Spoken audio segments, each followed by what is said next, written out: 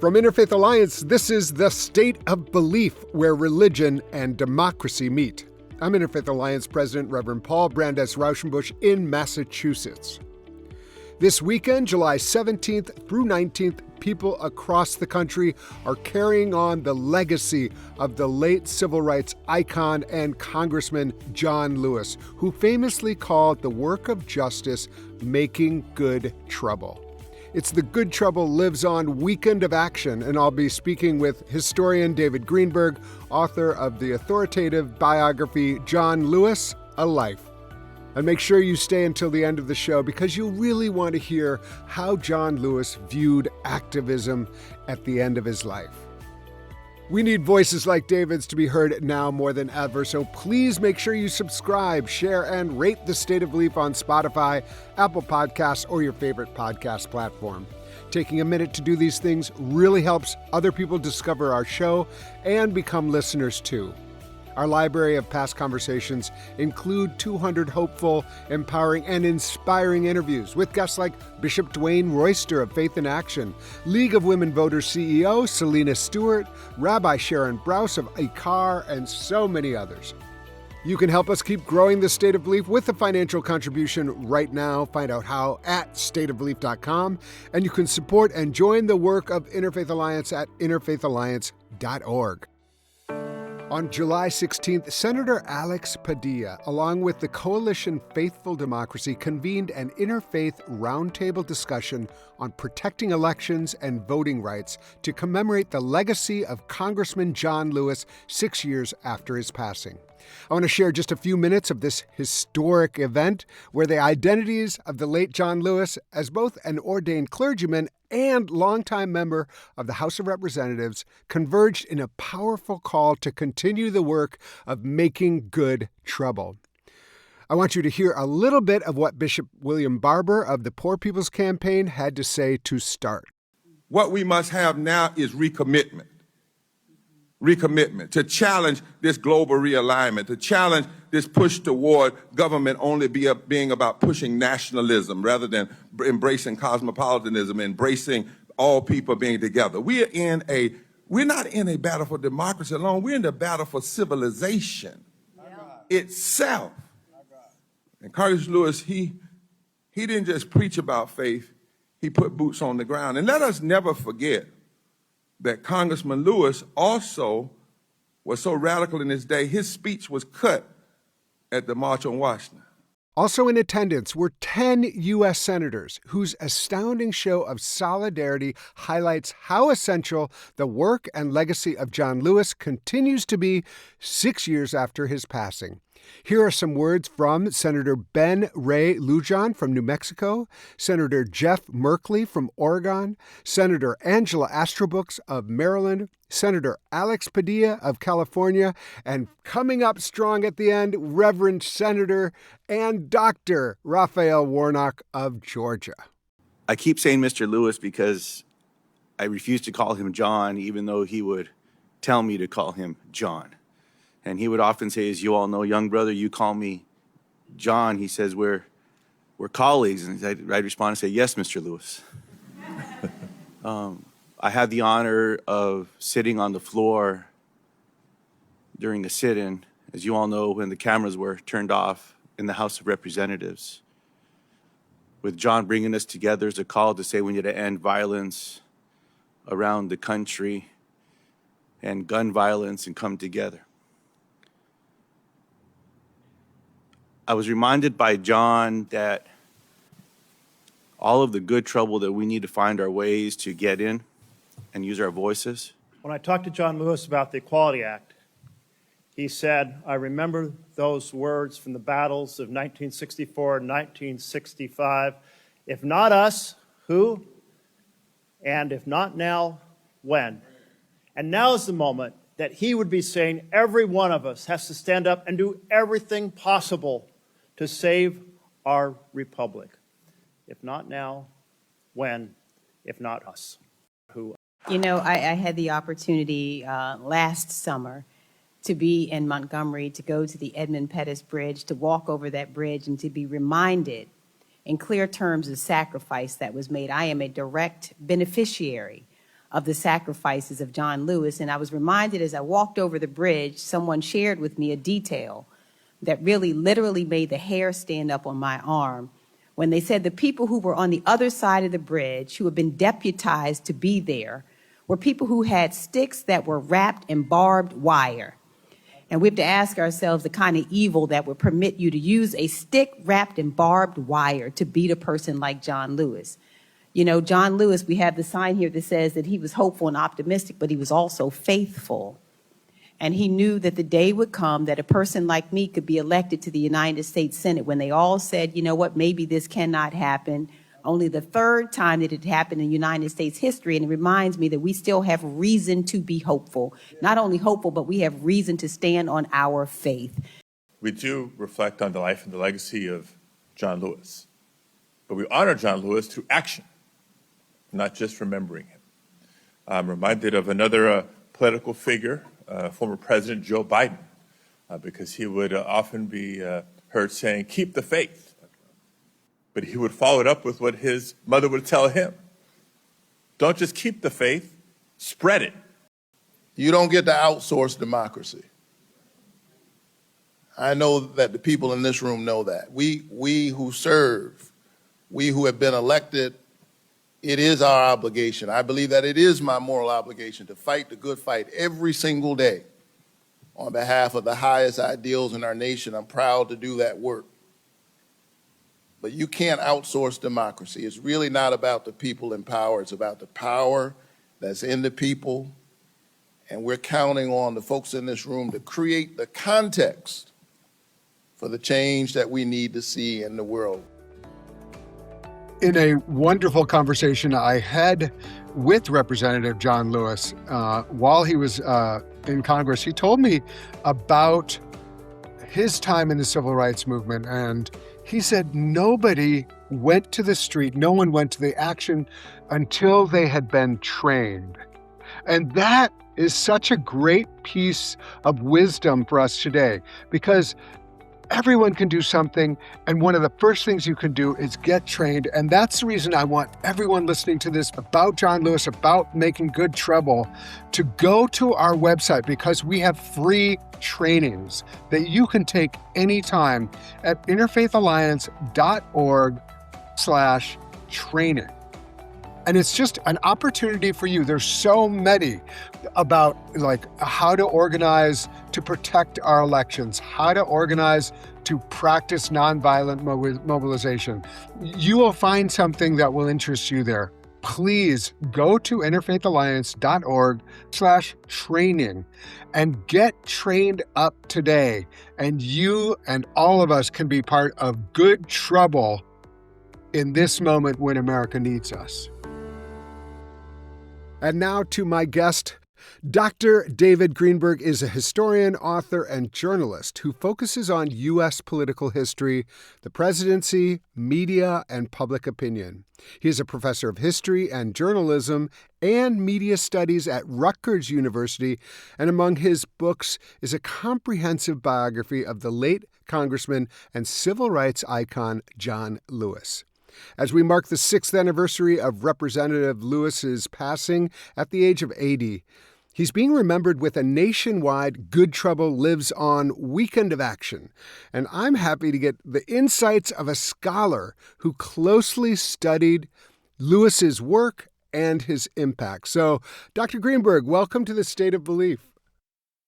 Good to be with you. Thanks for having me. And, it's exciting that this Good Trouble weekend, day of action, has lived on after Congressman Lewis's death. It's not something that he himself planned or envisioned, and it sort of spontaneously arose as a way of commemorating his commitment to making our country a better place. Isn't that wonderful? I mean, I really, he's one of those people who, like, the longer you stay with him and the more you kind of learn about his life, it is the more you're inspired. And I just thought your biography was so inspired. I felt like I was a better person after I had read it. I mean, because of your wonderful prose, but also just because I had been close to someone whose life and work I had admired, not abstractly. I knew something, and I had a chance to interview him myself. But the more I learned, the more I was like, wow. What drew you to Representative or Reverend John Lewis? Like, what when you're a biographer or an author or a journalist, you're looking for subject. What drew you to John Lewis? Yeah, well, he was, an ordained minister as a teenager, actually, although he never really used the reverend title and didn't really practice other than officiating weddings and occasionally leading a prayer or prayer service here and there. But he was someone who, by the time I set out writing this book in the late 2000 teens, clearly had become an icon already. And yet I saw, somewhat to my surprise, there was no biography of him. And I think that's because, obviously, as a young man, standing up to the state troopers at Selma and on the Freedom Rides, other moments, he did become a national figure. But for many years, he was somewhat out of the limelight, and then he was a congressman. But only in the last decade or so of his life did he really kind of ascend to that status. I think particularly as one of the last surviving members of a truly heroic and history-making generation. Yeah. I also thought, some of the ideals that he devoted his life to, in particular, interracial cooperation, having a movement based on a kind of universalism of race, so that we weren't going to be, pitted against one another, and in particular, nonviolence, which obviously a lot of people still admire, but maybe has not enjoyed the same kind of sort of mass commitment as it did, say, in the 60s. I thought these were ideals worth discussing and showing that they stayed alive in the person of John Lewis. Yeah, I love that. And so let's get into John Lewis's life, because, this is someone who, if you looked from afar, you would say unlikely. Unlikely in part, not because of like any personality or anything like that, but unlikely because of the way that the family into which he was born, which was a good family, but also very poor, and like I think he was the first person in his family to go to college. He was an unlikely person to leave that, and he really did leave it and go to college. So, talk to us a little bit about his background. Like who were his people? Yeah, no, it really is an amazing story. He's born in 1940, one of 10 siblings, most of them younger, to Willie Mae and Eddie Lewis, who are farmers. They, sometimes described as sharecroppers, but they managed, by the time he was born, to scrape together, or soon after he was born, a small, 100 acres, but, a piece of land with the kind of ramshackle house. It was still very hard work tending the farm, because they were constantly, as many farmers were, in debt for seed and tractors or supplies. But it was also, of course, Jim Crow Alabama. So African Americans were sort of at the bottom of a hierarchy, and all kinds of rights and privileges were just off limits to them. Yeah. And for him to ascend from this very hardworking, religious family, the church was very important to them, and it was a large extended family. So there were sort of cousins and other family members, throughout the county that they would get together at holidays and family reunions. So there was a lot of that sustained the family, despite the poverty, despite the racial segregation. And yet somehow, the impetus to transcend that, to make a better life for himself, for his family, for his people, for America, was something that was really quite unusual. Yeah, I mean, Yeah. it felt. I mean, it really did feel like almost like a, you know, touched by the Spirit, because he started to read a lot. It was clear that he was gifted in many ways, and they got money to send him to college. He went away to college. I mean, quite terrifying, I can imagine, for someone who really has only seen a segment of the life. Although he had cousins up in Buffalo, which gave him a little bit of a broader view. But then he went to a school, I guess it was called American Baptist Seminary or something like that. And Yeah, seminary. Yeah. yeah, and he became like it was to train black ministers, Right. and then he gets introduced to some really important ideas there and some really important people, because that's also the history here, that there's all of these strains of thought, amazing strains of thought, come together in this moment when they needed to come together. Who were some of the people he met there, and what were some of the strains of thought, ideas, practice that he got exposed to in a very important formative moment? Right. No, that's really putting it well. I mean, it's amazing. This was a tiny little seminary, American Baptist, in Nashville, and he comes already knowing the work and having listened to sermons of Martin Luther King, and he's a reader of the newspaper, so he knows about King and the civil rights movement. And so there's a bit of a split in the student body between those kids who just want to go back to their hometown and be a preacher and lead the congregation, those who are interested in the fight against segregation and in the social gospel.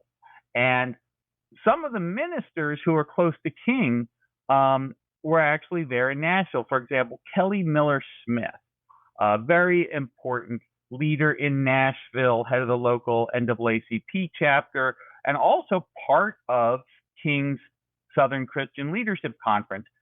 He's a professor at American Baptist. He teaches John Lewis homiletics. He encourages John to come to his church services on Sundays in town at the First Baptist Church, First Baptist, I think it was called Colored Church or something like that.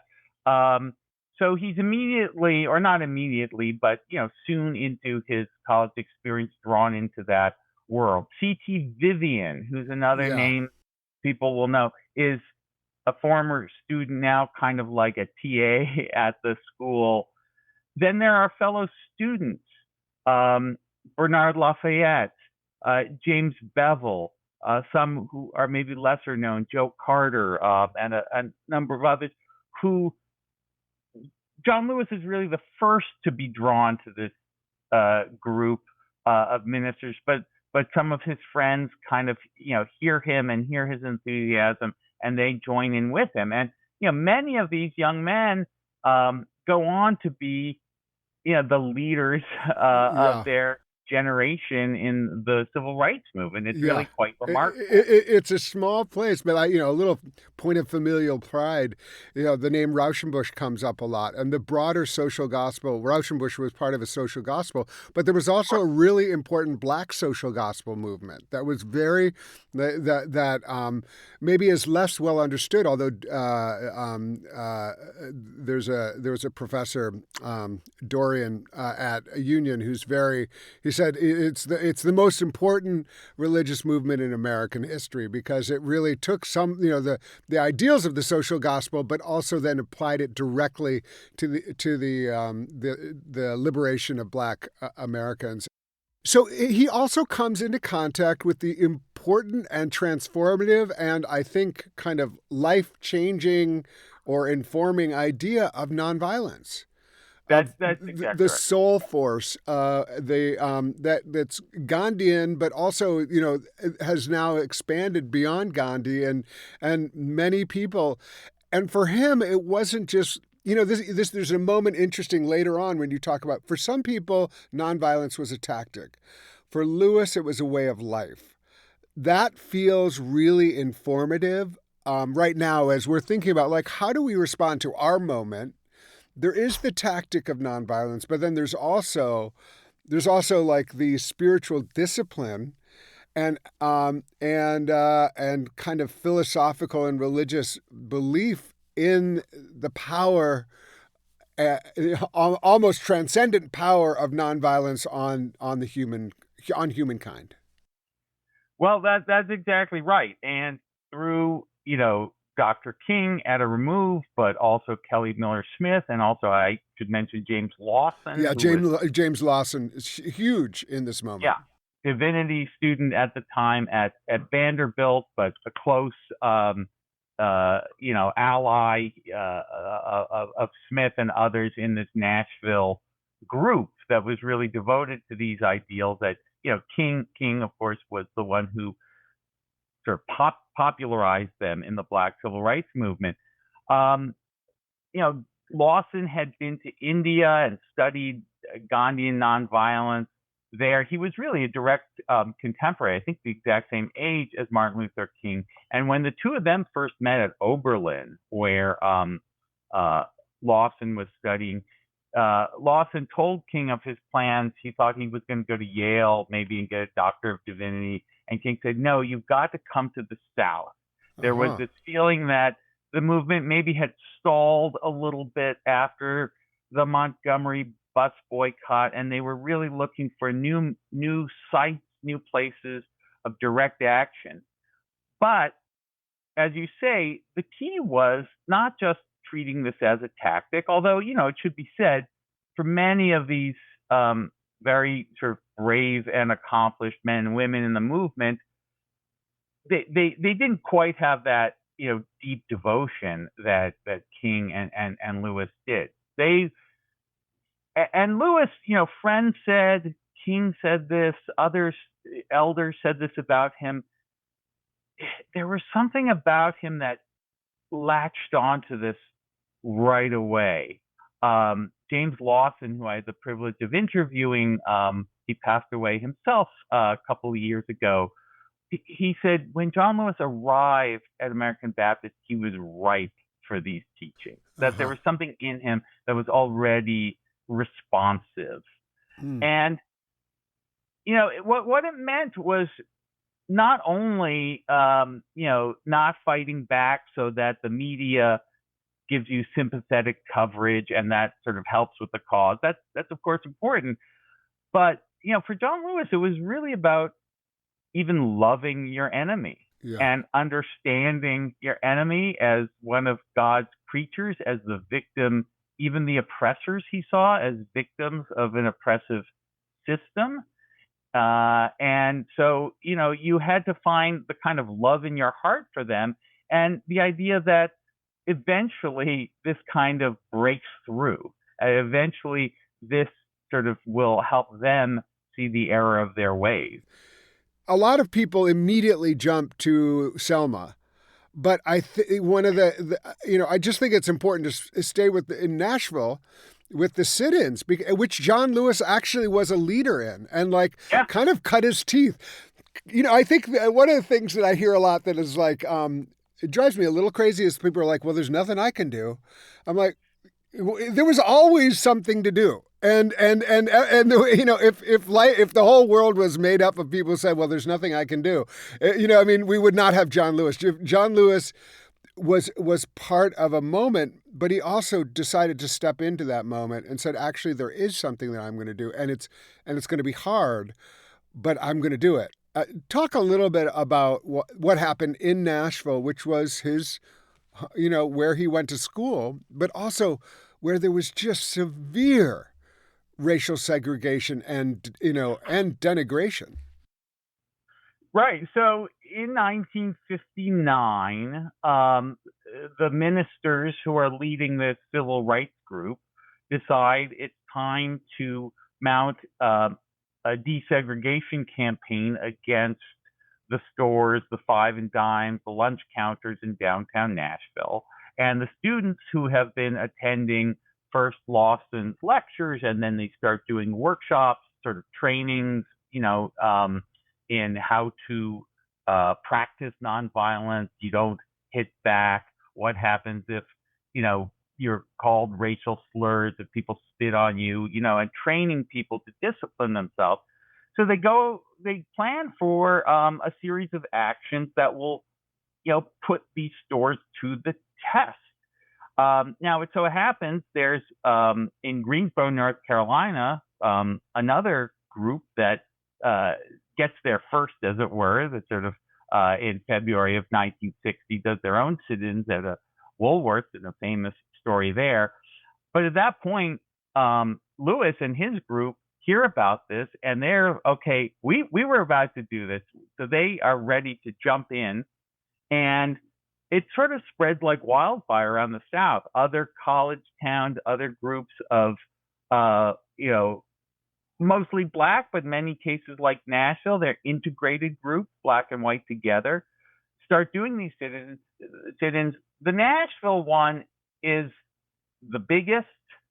It's also the most integrated, which I think is interesting, and it's the most successful. That by that spring, they have reached a deal with the city and with the store owners to desegregate, the Woolworths and the McClellans and this whole group of stores that had been such a problem. It gets national attention. King comes to town, sort of praises the national movement, and John Lewis, as well as his friends, but he really was one of the few who was a leader of the group. They like to have a kind of radically democratic organization where they said there were no leaders. But the truth is, you always need leaders, and he was a leader of the group. He was the one who was kind of the most earnest, the most intent, the most capable of saying to people, like, I know we got beat up and jailed last time, but it's time to go again this week. He was just relentless. Yeah. And he starts earning attention in the movement and very soon nationally for this courage. Yeah. It's really interesting. Up next, more with Congressman John Lewis biographer David Greenberg. You can hear full episodes of The State of Belief anytime on our website at stateofbelief.com. You'll also find links to topics we discussed this week, as well as transcripts and more. And you can also tell Alexa, Gemini, or Siri to play the podcast The State of Belief on any enabled device. I would really appreciate it if you would subscribe and share and rate this show on Spotify, Apple Podcasts, or your favorite podcast platform. You're listening to The State of Belief, where religion and democracy meet.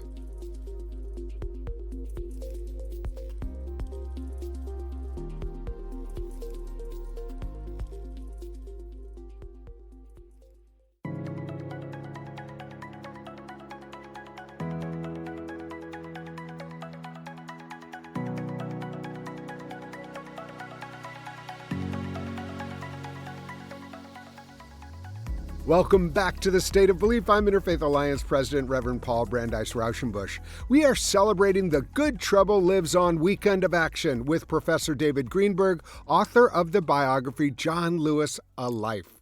I want to lift up a name that was new to me, and I don't want to. Diane Nash. Yeah. It was Diane Nash. Okay, yeah, because that was a new name for me, and I think like one of the things that a lot of people are doing now is like reminding people of the women of the movement, which were Right. like a huge part of the movement that that definitely did not get the kind of attention that they deserved, but she was one of the main organizers. Can you say a few words about Diane Nash? Yeah, she had a slightly different background from some of the students there. She was from a Catholic background from Chicago, had come to Nashville to go to Fisk University, HBCU as Yes. we now call it. And was completely shocked to see the segregation. Remember, she's from Chicago, so obviously there's racism in Chicago, but it's totally different animal from the South. I mean, I think this is one thing I discovered in the research.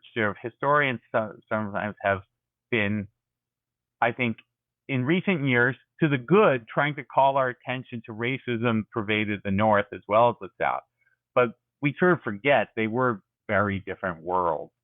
And so Nash is really the one who becomes, like, of the students, the sort of administrative whiz and sort of the helms person of kind of organizing. Yeah, like really the organizer. You know, I mean, she understood, like, actually there needs to be structure, and probably was a major part of that. And I just wanted to make sure that we lifted up, because that was a new name to me, and it's probably a new name to a lot of the listeners.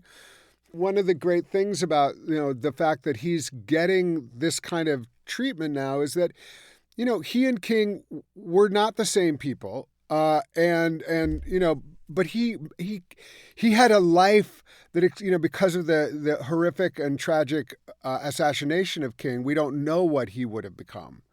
But John Lewis managed to, you know, eventually go into Congress. But talk to us a little bit about the trajectory of his activism after Nashville. Right. So before, and we'll touch on the political career too. But yes, for now, the years from, say, 60 to 65, 66, you know, this is really the heyday of the movement. It's when we see the historic passage of the Civil Rights Act and the Voting Rights Act, as well as other historic legislation, historic Supreme Court decisions. It's really a transformative time.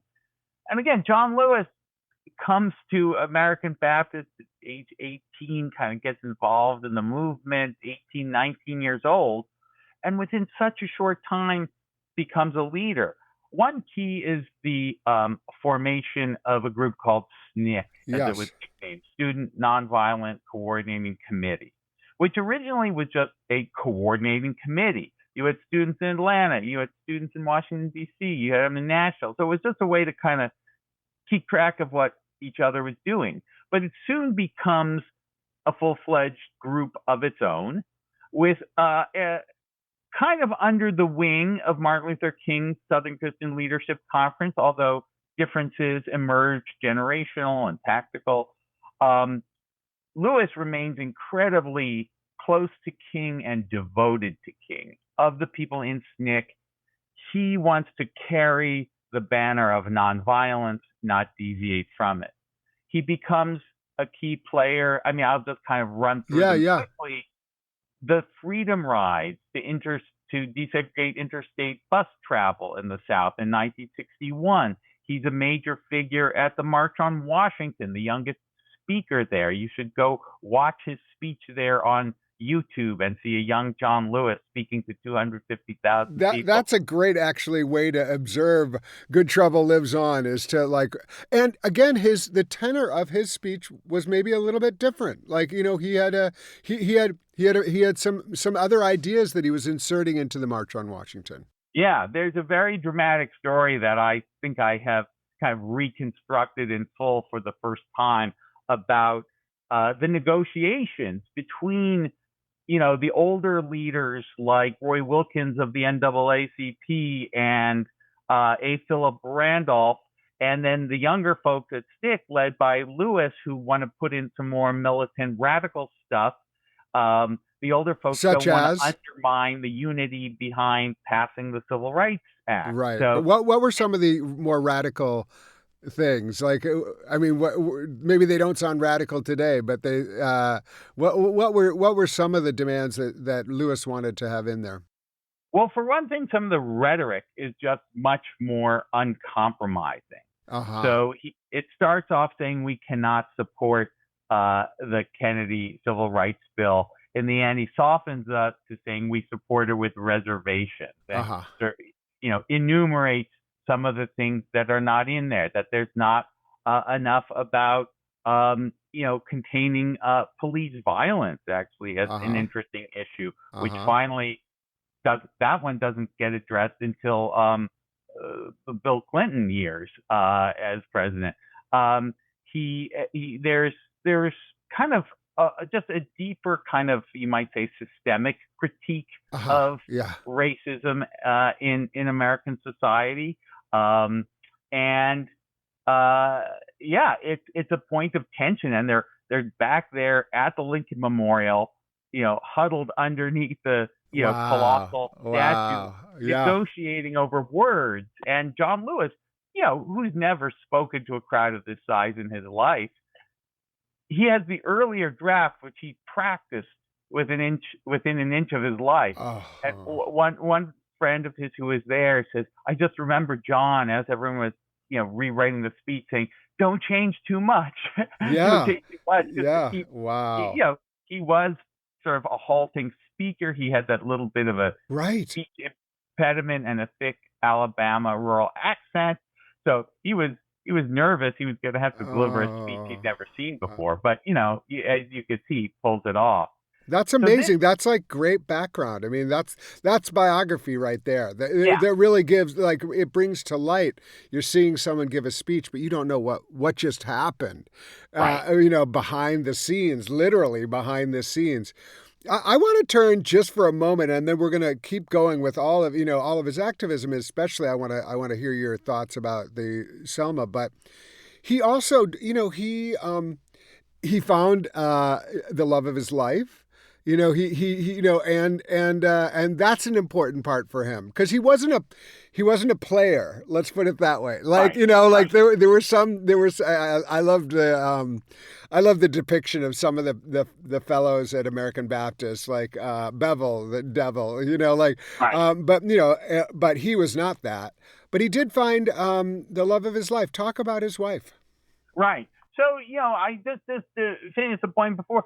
You see through the 60s as he emerges as SNCC chairman, and then, Selma, a story I think that people will probably know the outlines of. He emerges as this major figure.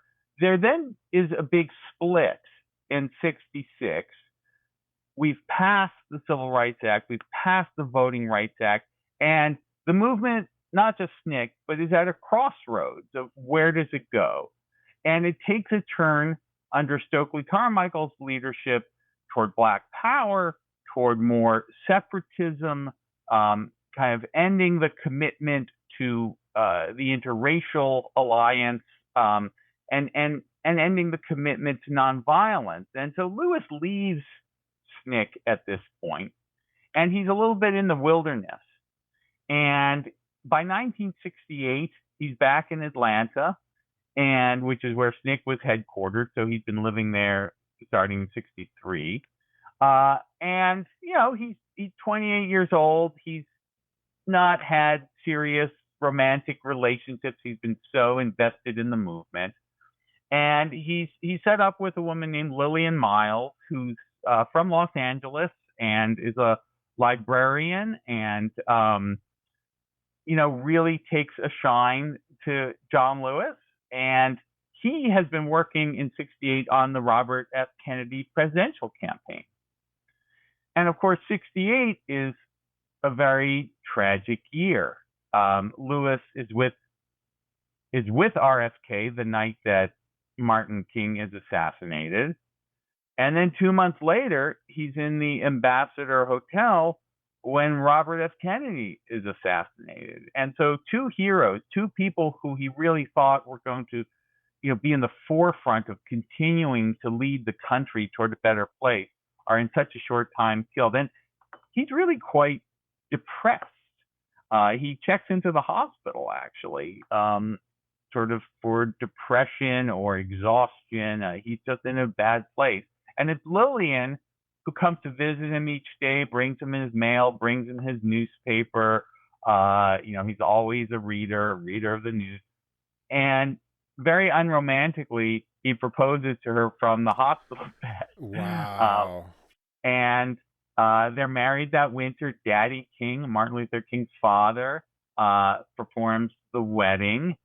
And then for decades together in Atlanta, they have this very important partnership. And as we know in many relationships, there's often a woman or a spouse or a partner kind of behind the public figure, and she was an important part of his political campaigns. They, raised a son, John Miles, together. He was adopted in 1976, I think it was. And, really a very important and treasured person in John Lewis's life. Yeah, I love that you call it a partnership because like I do feel like that it's really transformative. Like there are moments where you can kind of like do it all, and then you're not sure that you can do it all alone. And I think it's a real testimony to that part of a person. Like it's not, and that we often can forget that. Now let's talk now about like John Lewis's decision to run for office. Because he's largely been although the campaign, so he's aware of it, but he also has been an activist and someone who has tried to change laws in a certain way. Deciding to be part of the lawmakers is a shift. What went into that decision? Well, it goes back to another important mentor of John Lewis's, Bayard Rustin, who was a key aide to A. Philip Randolph, also to King.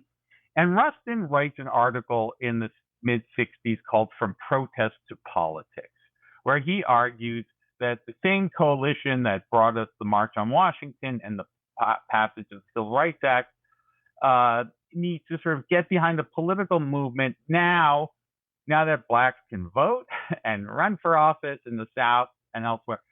Bring African Americans from the movement into elective office. And some people were already doing this. John's friend Julian Bond had run for state legislature in Georgia in a very controversial story. And Lewis at first kind of hangs back. He does other important work at the voter education project, which is basically getting blacks to go ahead and register and vote now that the legal obstacles have been removed. But by 1976, 77, Andrew Young, another important figure, a key lieutenant to King, who had been the first black congressman from Atlanta, he goes into the Carter administration as UN ambassador. Right. So there's a race for his seat. Lewis decides to take the plunge. He doesn't win, but comes in a creditable second. And from then on, he's thinking about running. Serves on city council in Atlanta. And the big race comes in 1986. And it's a very dramatic story I tell in full in the book because he runs against his best friend, Julian Bond, who they'd come up together in the movement. Bond had been sort of a mentor in some ways to him, a guy who came from, what's often described as black royalty. His father was a famous educator. He met people like Paul Robeson and Albert Einstein when he was a boy. Bond was, dashingly handsome, silver-tongued. Everybody thought he was going to win. But John Lewis, with his kind of gritty, authentic, deep and sincere manner, ends up winning that race. And again, there's some dirty campaigning or negative campaigning. There's a lot of tension, the fracturing of a friendship, quite tragically, that gets slightly repaired later in life, but never entirely. In movements or in politics, like it's never, you a lot happens and it's hard to maintain a perfect, angelic, Right. But Right. one of the questions that I had is like, what is it like for Lewis to actually be a lawmaker, or and how is that? How does he bring his faith, his commitment, to good trouble, nonviolence? Like, how does he approach, being in Congress? Oh, that's a great question because it's really one of the themes of the book that John Lewis realizes early on that he's not going to be just a kind of routine lawmaker. And sometimes I interviewed people who said things, he wasn't much of a lawmaker, almost a little bit dismissively. But other people, I think of the late Barney Frank, who was actually my hometown congressman growing up, from the outside the Boston area. He said, I have a lot of colleagues who could be legislators. Like John was something more important, which was, having a moral hero for our time in the United States Congress.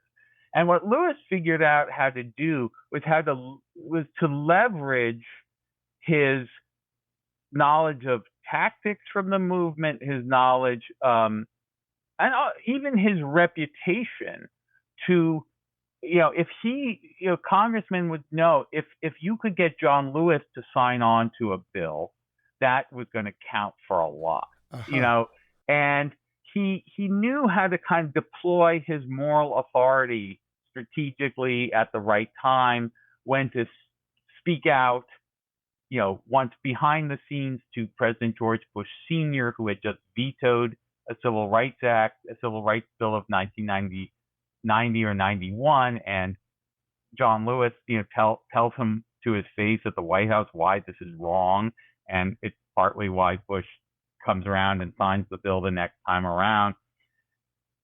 Publicly, privately, he brings that experience from the movement into politics, just as an activist, he had developed a political sense, whether it's negotiating over the speech at the March on Washington or in other instances, to bring a political sense into the movement.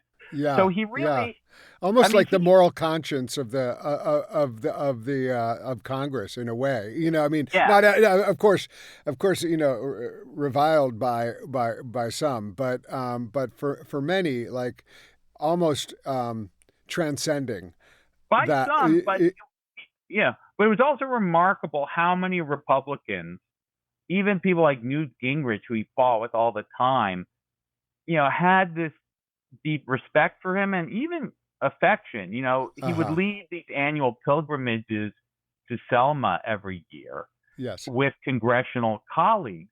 And he always took especial care to make sure the Republicans, because there weren't as many who would go, that the Republicans who came along got to be at the front of the parade and were attended to and had a meaningful experience, because he really wanted, and he did earn the respect of a lot of his political adversaries. Yeah. Well, one of the things that we have a big bus tour coming up in anticipation of the midterms, and we're calling it, and we're calling all of actually our election work "The Vote is Sacred," which is rooted in this idea the vote is almost sacred.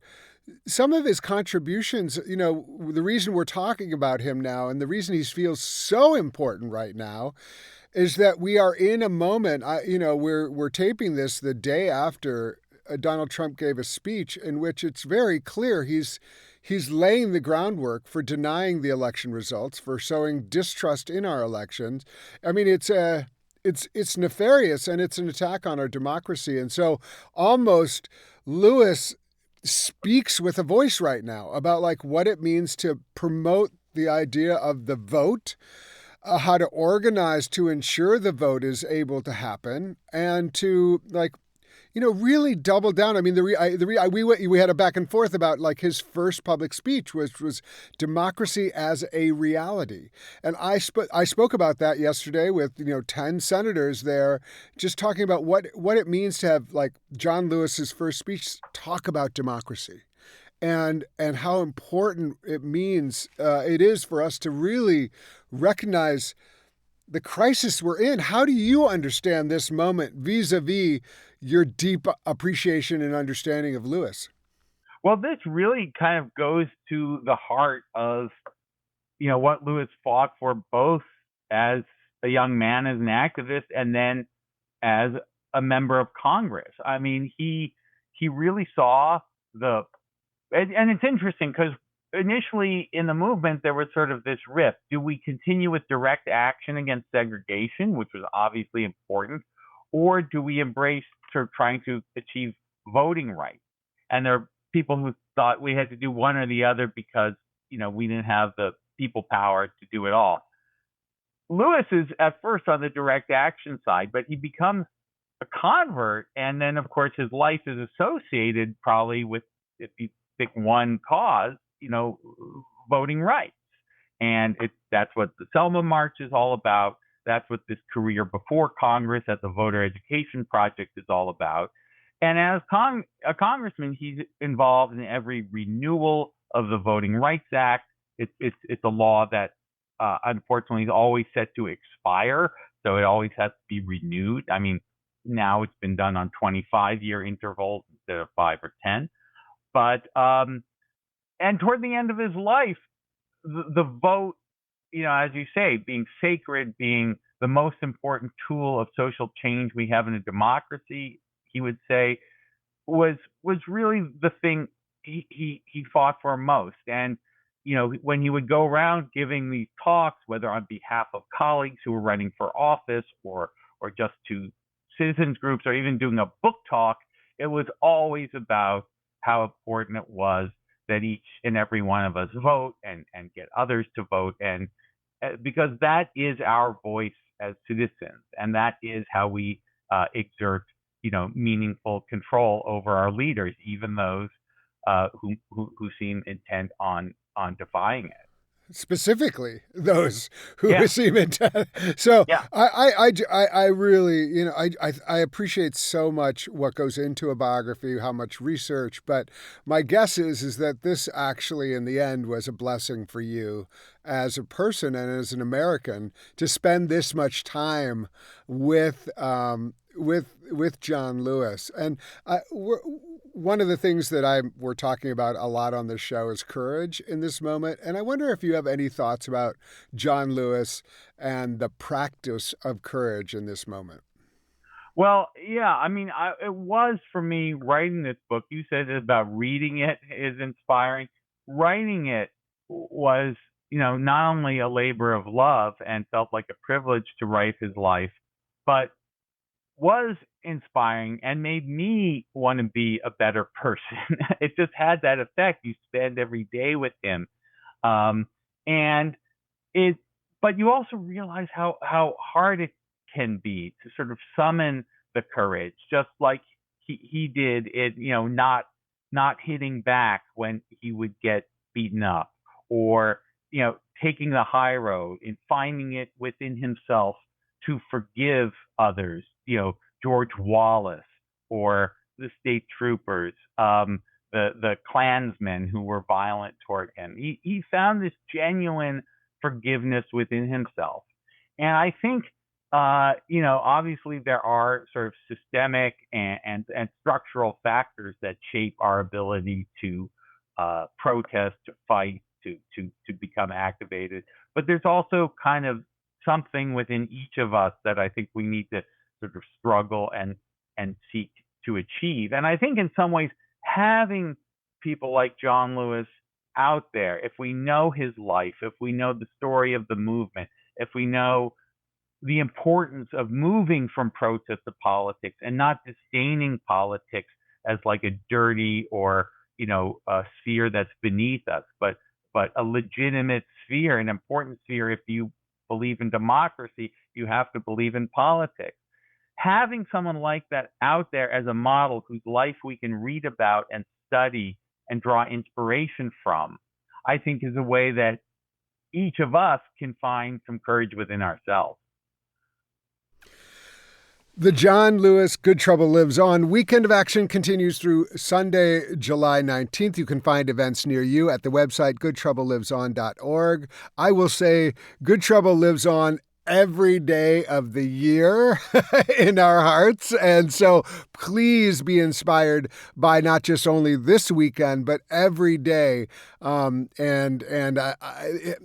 It's really important that we not only represent the late, great John Lewis, but our own communities and our own beliefs, and get out there and be part of Good Trouble and protecting and expanding our democracy. In addition to John Lewis, a life, Rutgers professor David Greenberg is the author of Republic of Spin and Nixon's Shadow. David, thank you so much for joining us today on The State of Belief. Thank you, Paul. Enjoyed talking with you and hoping our listeners are drawn to the life of John Lewis, which I think will continue to inspire them and all of us. Who do you know who would get a lot out of hearing this conversation with David Greenberg about John Lewis? Please share The State of Belief with them and be sure to subscribe to The State of Belief on Spotify, Apple Podcasts, or your favorite podcast platform. We need your help to continue growing The State of Belief, so please make a financial contribution today at stateofbelief.com. That's stateofbelief.com. The views and opinions expressed on this program do not necessarily reflect those of Religion News Service or Religion News Foundation. The State of Belief is produced by Ray Kirstein and is a production of Interfaith Alliance. Become a member today at interfaithalliance.org. And be sure to join us next week. I'll be in conversation with author, entrepreneur, and visionary Cheryl Conte, author of the book, AI for Nonprofits, Putting Artificial Intelligence to Work for Your Cause. Can't wait. Until then, I'm Paul Brandeis Rauschenbusch on The State of Belief, where religion and democracy meet.